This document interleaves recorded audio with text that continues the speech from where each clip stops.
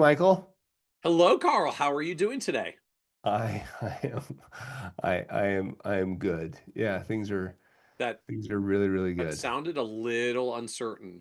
That sounded No, a I'm little I'm I'm uncertain. sometimes I chuckle about it because I just it sometimes it's anyway, things are sometimes you feel like you don't deserve like you know what I mean? Like things are like I the kids are awesome. The business is great. I'm doing work that I really enjoy. I get to chat with you. Like I don't have to go to my financial planning meetings, listen to the last episode.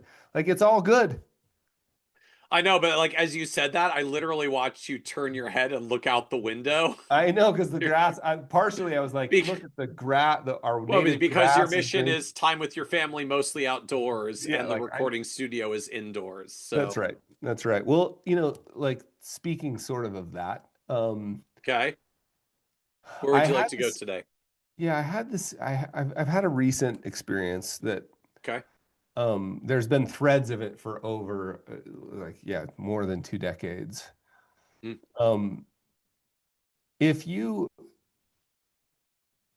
yeah, in fact, let me tell you the story. So we were in the mountains in the Alps in France, so Chamonix, and we were there. Chamonix is like a climbing and skiing, world headquarters of extreme mountaineering. Like we were there to spend some time in the mountains, and we came down one day, and we were a little late for breakfast. And my wife loves going on big adventures with me, but she always jokes because we always miss the like right time to eat. So I was like really trying to make up for it. We go to this breakfast place and it's like 15 minutes after the breakfast menus ended and the lunch menu started. But my wife had told me, she was like, I really would like some eggs. So we go into this place and the breakfast menu is no longer there. And I'm like, hey, is there any chance we could just get some scrambled eggs? France, mind you. And they're like, no, the breakfast menu's ended. I said, okay. And I was kind of being a little annoying. I was trying to be playful about it, but I was still being annoying. I was like, hey, do you have any eggs back there? Yeah, we do. I was like, do you have a pan? Could you just crack some and scramble them out? I'll bring it, I'll pay. No, the breakfast menu's ended. And I noticed on the lunch menu that there was a you hamburger. realize this is why they don't like us in I know, France. I know, I know. I deserve every bit of judgment. I deserve every email I'll get about this.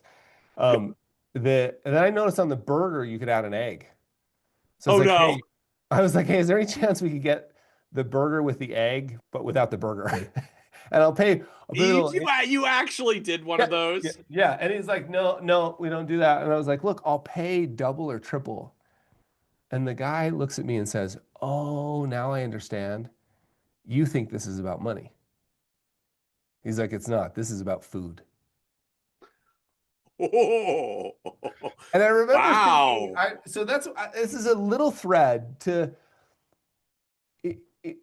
and Wow. here's another story on 50 Fires, on the 50 Fires episode with Lucas Nelson, so Willie Nelson's son. Imagine growing up and your mentors are your dad, Willie Nelson, his buddy Neil Young, and his other buddy Bob Dylan. So you're like as a musician, your mentors are Bob Dylan, Neil Young, and Willie Nelson. Lucas tells this story about how Neil, from the youngest age, Neil was telling Lucas, make sure to set your whole life up so you don't have to ever make it rain, is the analogy they were using. It's like a good song is like rain. You can't make it happen. You got to be looking over the horizon, actively waiting and all ready in case it does rain, but you can't make it rain. And so many musicians have been forced into making it rain. And Lucas said, can you imagine asking Neil Young to write something a little bit more like Taylor Swift because that's what sells? And Lucas was sort of like, I wouldn't even want to be in the same state as that conversation. And those two stories have been working on me around like, wait, what if? Sorry, a third one. I have a friend who's always asking me about like how to scale my business, how to grow my business, how to get more clients. Like, why don't you do this? And you could grow up then, and yeah, like you could raise money, and you could do. And I'm always just like, I About finally, why you don't why, like why I don't, yeah, why like you why I don't don't. do it. And I finally was like, one day I was like, hey, I'm just not interested in that. And those three stories like have led to a recent realization for me. I've noticed in our retreats we do a lot of advisors facing the same thing. What if I just don't think of myself as a business person? right? What if I identify more as a creative, more as an artist, as an advisor? As an advisor, what if I'm like, you know what? Yes, of course, we need to be responsible and operate somebody operations, or maybe I can even outsource a CFO or whatever. But what I care about, and the conversation that I want to have with you, that's come up a bunch in the retreats we've done here, and it's come up for years before that, is advisors coming to me saying, I feel a little trapped. I'm not an analytical business person. I Hmm. care about humans and I'm creative. In fact, I remember one of them who, maybe just to be careful, because of the conversation, one of them who got his master's in taxation was like, he couldn't even fathom. He sat in my living room emotional about the idea, like, how did I force myself through a master's in taxation? All I really care about is art. And I see my clients as a canvas. Hmm. It's an interesting framing. Yeah. And So he, I don't know, can we give him a name? Todd. Todd's good. So, you know, Todd's art is the financial plan he creates for his clients. Yeah. Something in that vein. Yeah. The reason I cared about this is most of those conversations in the hallways of FPA chapter meetings or at a retreat, most of those conversations are, how do I get out of, I'm leaving the industry. I can't do this anymore. I've got to get out. Right. And I loved reframing because this is how I thought about it. I remember early on thinking I'd go to like an artist's website, a photographer, let's say, and there's always that button in the menu bar that says either work or portfolio. And you click on it. If it's a photographer, it's got a picture of all, his favorite pictures or whatever, his or her favorite pictures. If it's an architect or an interior designer, exactly the button and what would be there is these beautiful pictures. Right, And right, I right. remember thinking early on, back when at Merrill, so this was 20 years ago. I remember thinking, man, if I had a website like that and it said work or portfolio and you clicked on it, it would be a picture it would be clients' lives. Right. And so Here's a client's life I could help influence and shape with the work that we did in our financial planning that's process. right. Like Here's I the care, it amazing wouldn't be, places they went, yeah, it wouldn't be figuratively a, or literally. yeah, that's exactly right. And it wouldn't be, here's how I'm like, there's a difference between like a creative financial planning business and a finance business that does financial planning, meaning like I'm just trying to run a business that's really optimized for making the most money, getting a private equity deal and selling out, which again, there may not be anything wrong with that. I just want to make sure there's room, like in those conversations I've had with advisors, like, man, what if you thought of the financial plan as a piece of art, an act of creativity? What if you thought of the client's lives as one creative project that you get to work on for 20 years? But it sounds like the downstream impact or implication of this is, if this is how I'm approaching what I offer and the way I serve clients, I might make non-ideal business decisions, in air Non-optimized. quotes, non-optimized business decisions. Like, why would you not why would you not make an egg for the customer that's willing to pay 3 times the price of a burger to just make a freaking scrambled egg? Yeah. Yeah. No, I guess I don't, this is one that I wanted to have this conversation because I'm really trying to process and get like framing around this, but I just love the idea of, for my brothers and sisters who feel this way in our profession, there's room for you. And I think we're starting to see some of these, but I just saw Sophia Berra, who I hadn't seen in a long time. Sophia has created I think 20 years. I'm hesitant to make her that old, but like as old as me, art project that also happens to be a very successful business. She is no slouch in terms of running a business, Mm-hmm. but she's built it her way, right? It's crafted intentionally. I look at it and say, like, she has designed a life in a creative, interesting way. And I think that we need to somehow, like, it was really a relief to me, and I only did this a couple days ago, where I was like, I'm not a business person. I have no interest in being a business person. And I and yet the things you do have been financially successful and allowed you to, live a life and put your kids through college and well, not yet. We're not have a done team with that member or yet. two. Oh, I guess they're still going. Med school is getting expensive. We're not paying for a dime of med school. Our daughter's figuring that all out. And we just had a daughter who got into one of the most expensive business schools in the country. So she just got into Wharton. So there's no joke I about school.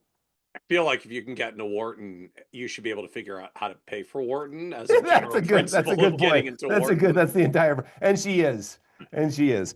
But yeah, so that's interesting to me because I only see I care deeply about, and I remember I wrote a column about this. I care deeply about profit because when I started understanding that profit was permission to keep doing the stuff I love, Ooh. right? Profit equals permission. Without all I really want out of the current project is permission to do the next one. And it would be great someday to give myself tenure in terms of permission for the rest of my life. So so running a profitable advisory firm gives me permission to serve clients who aren't profitable. I don't even know if that's the right way to think about it because I'm not saying that being an artist or being creative with the way that you're thinking of yourself as a creative who happens to run a financial planning business. That's the terminology I like. Like Okay. I'm an artist who happens to run a financial planning business. Okay. That does not mean some of those businesses are probably some of the most profitable of any in your study.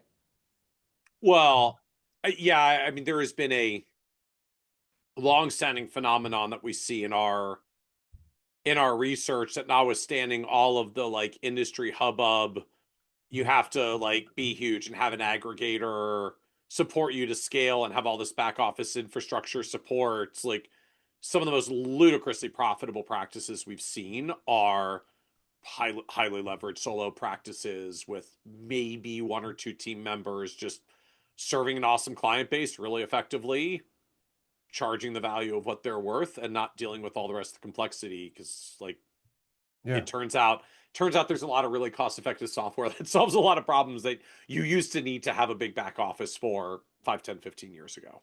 Well, and even that could be seen as a really creative exercise, Yeah. right? Like it's an interesting problem to solve. And I could identify that way of like, it's not that profit doesn't matter, it's that I just don't really identify as a business owner. Like I love Yvon Chouinard at Patagonia said, like what 12, he's like, I didn't want to be a businessman. He often calls himself a reluctant businessman who built $1 billion company. But Sometimes it turns out okay. yeah, he's often like, what 11-year-old kid wants to be a businessman Mm. or a business person, right? Businessman, businesswoman, business person. We grow up wanting to be artists or sports heroes or fire people or pilots or Astronaut. Astronaut. astronauts. Yeah. So all I'm saying is, I'm not saying there's anything wrong with entrepreneurship or business. I think it's amazing. But I just want to make sure that those of us who don't really like the last episode we talked about, like if you find yourself disengaged with all the industry talk around raising money or private equity or optimizing, guess what? That's okay. And there's still a way, instead of having the conversation of like, I'm creative, I'm just an artist, I need to get out. I love the conversation of like, what if you were an artist who saw this work you're doing as deeply creative as it is? Like financial Yeah. planning is a creative act. It's something that doesn't exist in the future, Mm-hmm. right? Building a business could be seen as a creative act. That's problem solving. It's incredibly creative. There's room for that, is all I'm saying. So take this further to me though. I guess I'm trying to visualize, okay, so if I'm an advisor, again, I love the quote from the restaurant, like, oh, you think this is about money? No, no, no, this is about food, right? You think this is about money? No, no, this is about helping clients. It's about serving clients. Yeah. So if that's me, if Yeah. that's my model, what am I changing? What am I doing Yeah. differently? Like Yeah. Love that what new question. direction are you putting me down and Yeah. Let's think giving me about, permission to do? Because I know you love I'm sure for this episode you brought your permission wand. There it yep, is. for Yep. sure. For sure. Let the audio record show he picked up the permission wand and waved it in front of the camera. It was actually Yeah. a pen, but we're calling it a I, permission wand. that I just let this cat out of the bag. It's actually just a Pilot G2 pen. Let's use Todd. Let's just use Todd's conversation. I think Yeah. that's okay. So Todd's literally thinking about leaving because he identifies so much as an artist and he feels trapped. What's the brain? Which side of the brain? What side of the what's the rational?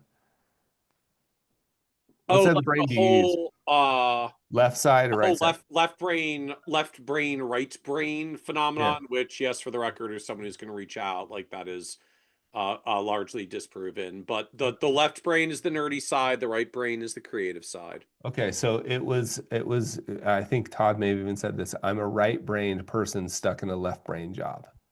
Okay. I think I need to leave. Okay, so if we set that up as the so then we're Okay. like, okay, leave and do what? Go start an artist studio. Like start an art business. I'll buy a studio, I'll create art. And like, wow, like that's a long road. Like, you know what I Yeah. mean? Like getting paid Seriously. to that's tough. I was like, well, is there a world in which, and that might be the right road, by the way, Todd. Like you might want to go do that. Um, but is there a world in which we could get rid of all the stuff? Oh boy, this sounds like interesting executive assistance and outsourcing, which is now even more possible than the conversation I had with Todd. Is there a world in which you could get rid of all the stuff that you don't like and you could recraft your client relationships in a way that was deeply meaningful and fulfilling and creative and artistic for you? Like, for instance, what if all your meetings were done while hiking on a trail? Todd happened to live in a really beautiful place with lots Okay. of trails. You know, what if all your client meetings were done on a trail?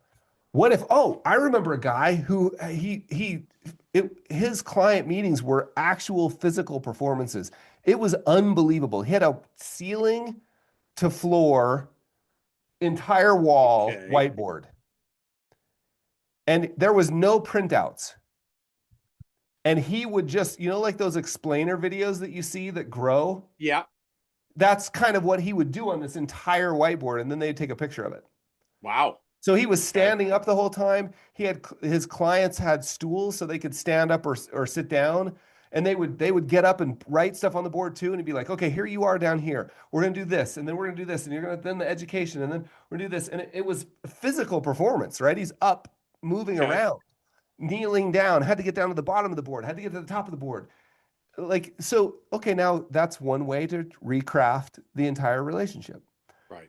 So like I just think opening up like what if, and especially if you're in one of these businesses where you're like, I've built a successful business, I feel trapped because Right. it's not creative enough. So therefore I'm going to leave and start over. Well, man, what if instead of leaving and start over, you were very intentional about getting rid of all the stuff that feels non-creative and non-art that drags you down and sucks your energy, and you just focused on repackaging the way you communicate and deal with clients this way. One more, another guy who his entire offering essentially hinges around, well, there's two more. One is he gives the clients a day every year, a full day. It starts with breakfast, it ends with dinner. It all I need Wow. is all I need is 15, 20 minutes here and there to talk. Other than that, we can do whatever you want. So some clients are like, come to my business that I own and hang out with me for a couple hours. I want you just to see what I'm doing. Some clients are, hey, let's go fly fishing. Some clients are like, man, let's just have breakfast and go get our meeting over with, and that's all we need. Like, you don't have to take it, Okay. but like I've set aside a day for you, and we can be as creative as we want. Fascinating. And then one last one. I And know a he guy and who he does this because he likes deeper relationships and hanging out with his clients. So just that's that's exactly the right. Like he's like, I'm gonna craft this. I like deep relationships with fewer people.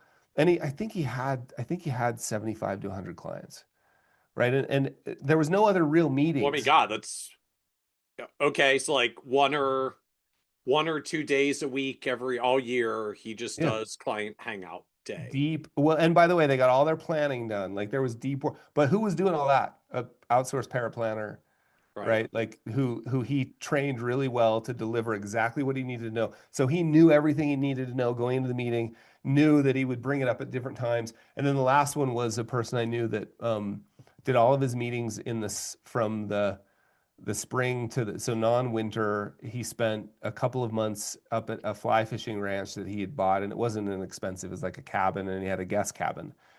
And all of his clients would come up there and spend a day fishing.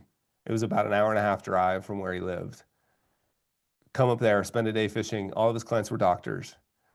Spend a day fishing, Mm, dinner, get the planning work done, right.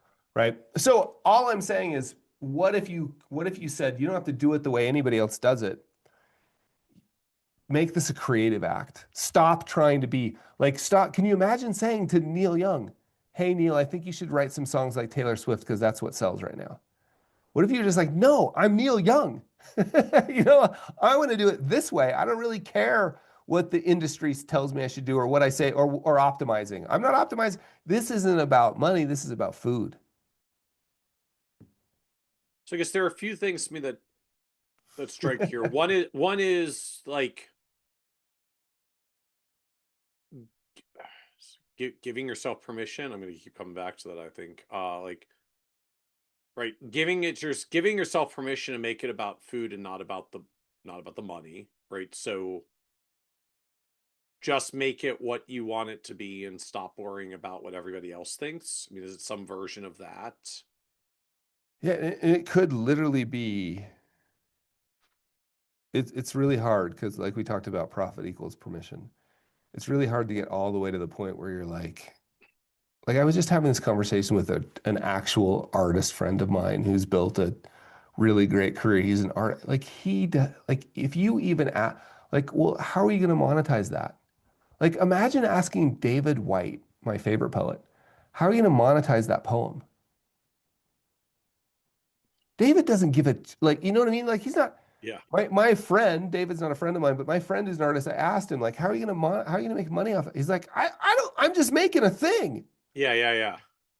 And competing truth, like, yeah, profit equals permission. And I don't think these are mutually exclusive, by the way. Maybe for some of us, the closer you get to doing your creative work, the more you'll get paid. Yeah.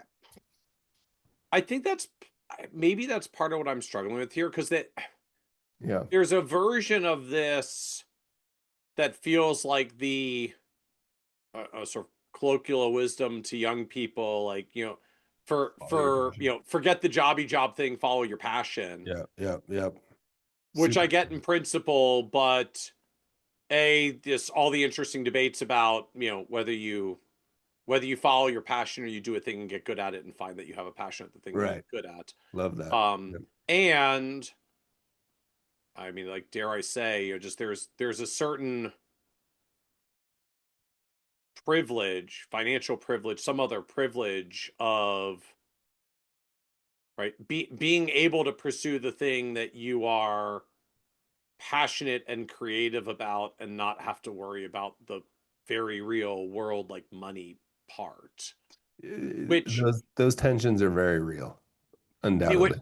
which is part of what makes profit is permission so fascinating to me in this context. For better or worse, it means I don't necessarily get to start in my most creative business. I start with the one that gets me enough clients to put food on my table so I can keep this job and keep building a career and a profession, uh and survive and get to the good stage where I have the wonderful first world problems of I have a successful advisory firm that's very Yeah. financially remunerative, and I hate No. it, I'm miserable, and I feel trapped, and I think I want to leave, which is very real for Todd and others. That there's still a journey of getting there, but if you can at least do that with reasonable profitability by whatever path you took to get there, the profit is the permission to do more of what you love. The profit now becomes the permission to say, Yeah. Okay, now that you did some of the grindy things, and hey, maybe you would have turned out to like it, but it turns out you didn't. Right? All right.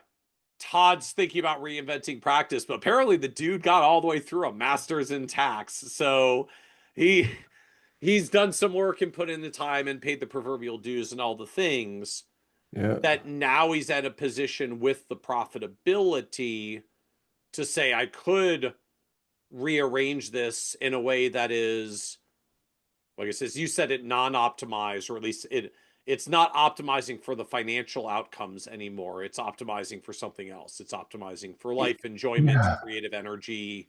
Yeah, let me there's a couple things I want to say, but I want to get this Yeah. before I lose it, which is it's not that those things, it's not that optimizing and profit aren't important. It's just not that where we start. Like that, like there's something about like it's not the I don't identify as a profit maximizer. I identify as a creative person making a difference in the world. And yes, profit matters. Like I think there's something. And the other thing that's really interesting to me, I was having this conversation around, you know, everybody listening to this, everybody we're talking to chose a business that is profitable. Like once you, Yeah. and there's a path to profitable business painted out over a 2/3 year period. Yep.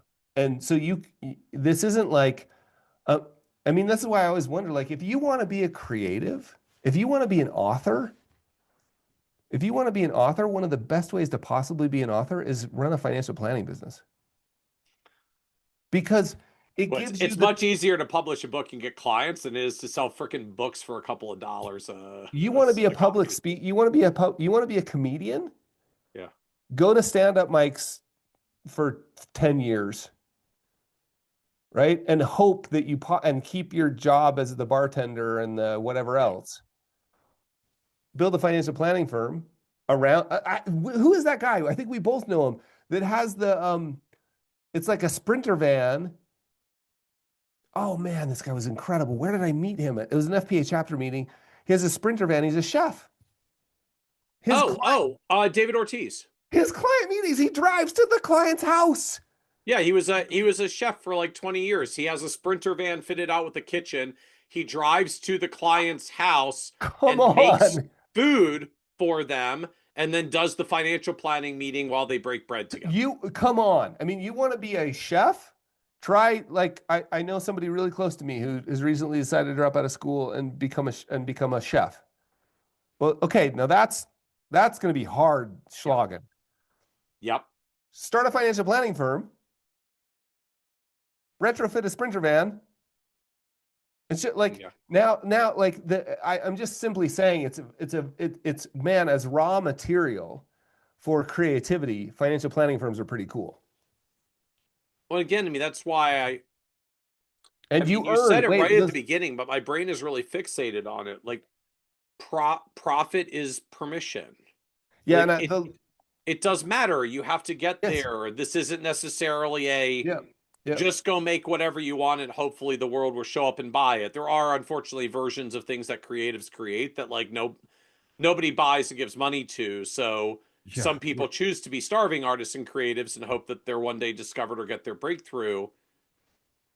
For yeah, better or worse, at least to me, there is something embedded in profit as permission, which yeah, is you don't necessarily have to build the starving artist creative version, or at least we're not advising it. But if you built the other way and you did the optimizing things for some period of time and you have profits, you don't have to use the profits to do the business optimized thing to grow 7.7% more to get to the next. You can say profits are permission now for where I am yeah, today with this thing I've created from my past to the present moment.